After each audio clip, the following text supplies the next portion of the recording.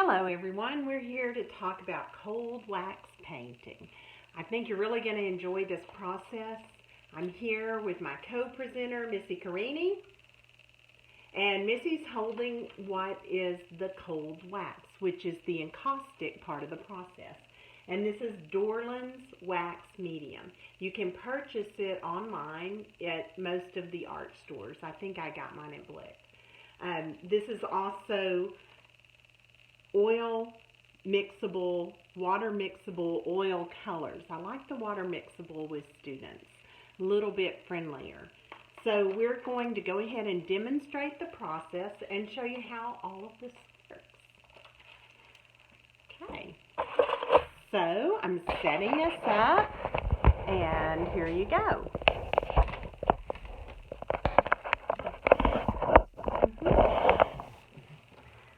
So we each have a board that we've pre-painted with acrylic. These were actually painted by children and they're being recycled. And we're demonstrating that you could use a masonite board or you could use this kind of a hard cardboard canvas. It needs to be a board, so you decide. And remember that it is water mixable oil, or you can use regular oil paint, whatever you happen to have on hand. The color underneath should contrast with the color that you choose for the top. So you can see that Missy's chosen these colors. Missy, why don't you talk about that for a minute? Well, since I had the violet on the back, I added some white to the green and some white to the red so that they would be more in the pastel-y like the violet was, and we'll see what it does. Okay, and you'll notice that she's wearing gloves, and if you're doing this with students, of course you want to wear gloves because of the materials that we're using. Especially for students with special needs, you would be sure to have them gloved for the process. After you do some mixing of the wax medium with the oil paint, it's very beautiful, and mixing white with it will give it a little more of a pastel tint. And then you use your hand or a spatula to cover. The kids really like using their hand. So we're mixing now, and I'm using a spatula, but maybe you don't have a nice spatula at school or with a lot of students, so you could use a popsicle stick. I'm going to add my green into some of my wax, and I'm just going to mix it. The wax won't change its color, which is why if you want to change its color, you've got to actually mix them first.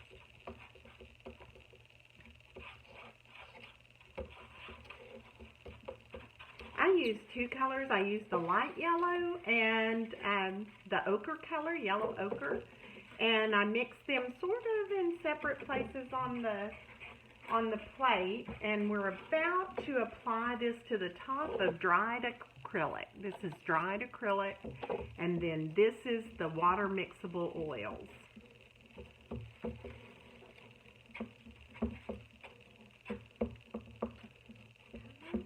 I'm going to use this nice big spatula since I have it, and sort of like icing a cake. Just put it on the top, but you could use your hands, and most of the students, like I said, love using their hands. So I'm going to go ahead and use my hands since she's using the spatula.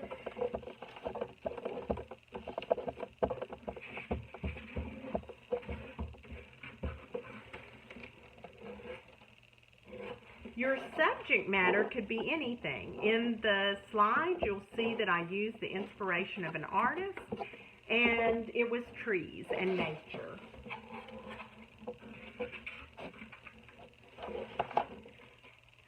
I am going to switch to my hands because I can spread it out more.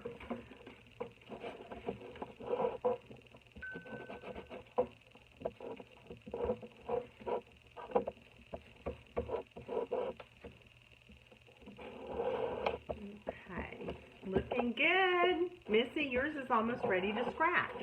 When you get it completely covered, then what we'll be doing is scratching to reveal some of the colors underneath, and that's the fun part.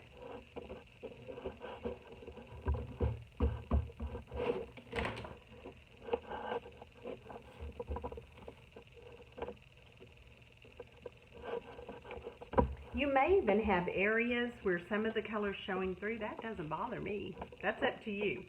Mine's a little rougher in texture on the top than Missy's really smoothing hers out and doing some blending. I like playing. The kids really enjoy playing with the wax itself, you know, when the color's mixed into it. So sometimes it's fun just to add some bizarre kind of mixings to it if you use two colors. I only put on one glove, but here's the technique for taking the glove off. Take it off like this, then put it in this hand, then take this glove off and discard. And you'll need to demonstrate that to your children. Okay, you can use any kind of a stick to scratch in your design, and you can do it over multiple days. That's wonderful too, because this takes a few days to dry. I'm going to do some trees. First, I'll put in some sort of a landscape, and then some trees.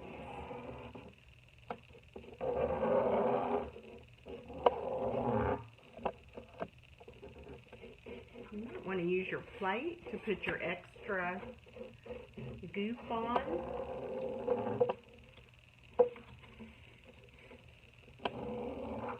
This tree is going to be a little fatter. And go all the way down. Excellent time to discuss the foreground, middle ground, background. When you don't like what you've done, you can smooth it right back out.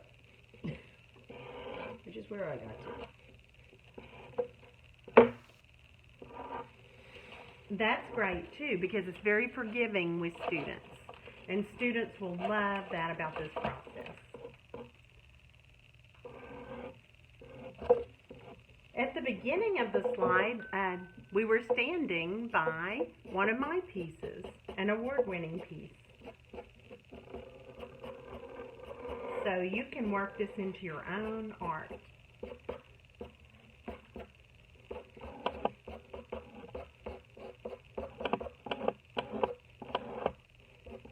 We're just going to keep working, but I wanted you to be aware that you can use something as tiny as a toothpick to make the tiny limbs. You can use, like Missy's making some marks with a bigger stick, popsicle stick. You could use any kind of a sharp tool, whatever you have in your classroom. No need to buy anything special. The Dorland's wax runs around $90 for that big 1-gallon jug, but they do sell it in smaller quantities. And it goes a long way.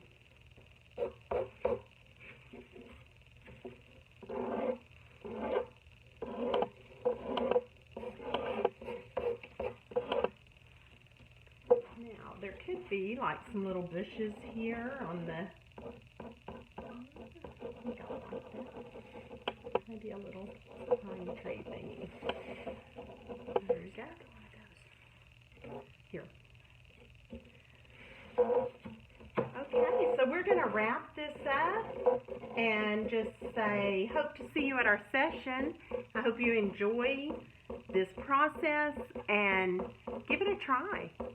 Bye.